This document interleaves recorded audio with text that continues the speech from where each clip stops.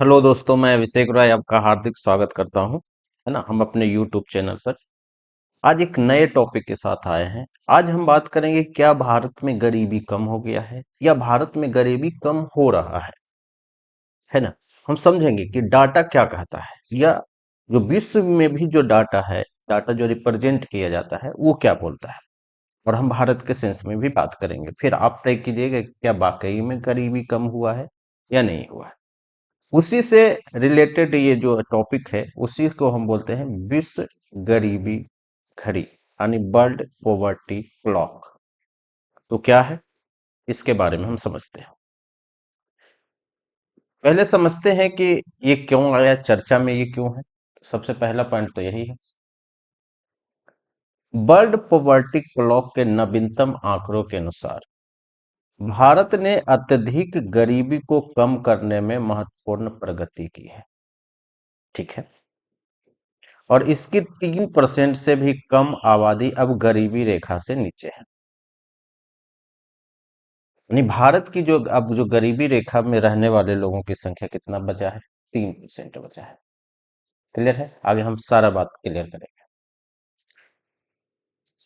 यह उपलब्धियां 2030 तक अत्यधिक गरीबी को समाप्त करने के संयुक्त राष्ट्र यानी यूएन के सतत विकास लक्ष्य के अनुरूप है। यानी बेसिकली क्या है कि 2030 तक क्या है, सस्टेनेबल डेवलपमेंट गोल के 17 लक्ष्य दिया गया है ना। और 17 लक्ष्य में क्या है, एक लक्ष्य ये भी है कि गरीबी को समाप्त करना है पूरी दुनिया से, है ना। तो उसी के अनुरूप अगर गरीबी कम हुआ है तो इसका मतलब है कि सतत विकास लक्ष्य का जो टारगेट है, 17 टारगेट है, हम उसमें भी अचीव करने की दिशा में आगे बढ़ रहे हैं। ये जो वर्ल्ड पॉवर्टी जो क्लॉक है, ये कौन निकालता है और ये क्या करता है, ये चीजें हम समझते हैं। विश्व गरीबी घड़ी अत्यधिक गरीबी को समाप्त करने की दिशा में प्रगति की निगरानी करता है कि कौन सा देश गरीबी समाप्त हो रहा है, बढ़ रहा है, उस पर ये नजर रखता है।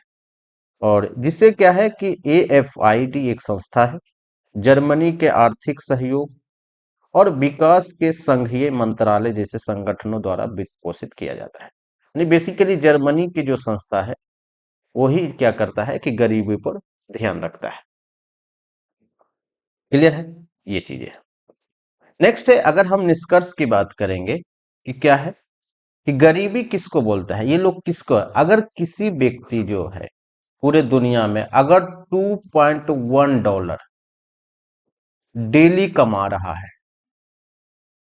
है ना, तो वो गरीब नहीं है ना। अगर $2.1 से कम कमा रहा है, इसका मतलब वो गरीब है ना। ये उसी पर ध्यान रखता है वर्ल्ड, है ना, विश्व गरीबी घड़ी, या बोल सकते हैं वर्ल्ड पॉवर्टी क्लॉक। यहां लिखा है कि यह आय के स्तर के आधार पर गरीबी दर की गणना करता है। आय का मतलब है कि आप कितना कमाते हैं, जिसमें गरीबी रेखा प्रतिदिन, है ना, $2.15 निर्धारित की जाती है। जैसा कि हम बताए कि अगर $2.1 अगर ज्यादा कमा रहा है तो वो गरीब नहीं है ना। अगर उतना आमदनी आपका है तो ठीक है। परिणाम स्वरूप भारत में अत्यधिक गरीबी में रहने वाले लोगों की संख्या 2022 में कितना था, 4.69 करोड़ से घटकर कितना बच गया है, 3.44 करोड़। और जो अब कुल जो जनसंख्या का वो कितना है, 2.4% है।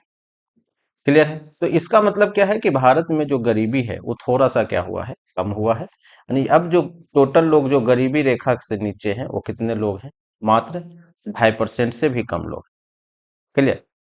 इसके अतिरिक्त हाल ही में नीति आयोग एक के चर्चा में एक नीति आयोग एक रिपोर्ट निकालते हैं जिसको बोलते हैं भारत में बहुआयामी गरीबी रिपोर्ट। उसमें सबसे नीचे ऑब्वियसली बात है बिहार था, है ना।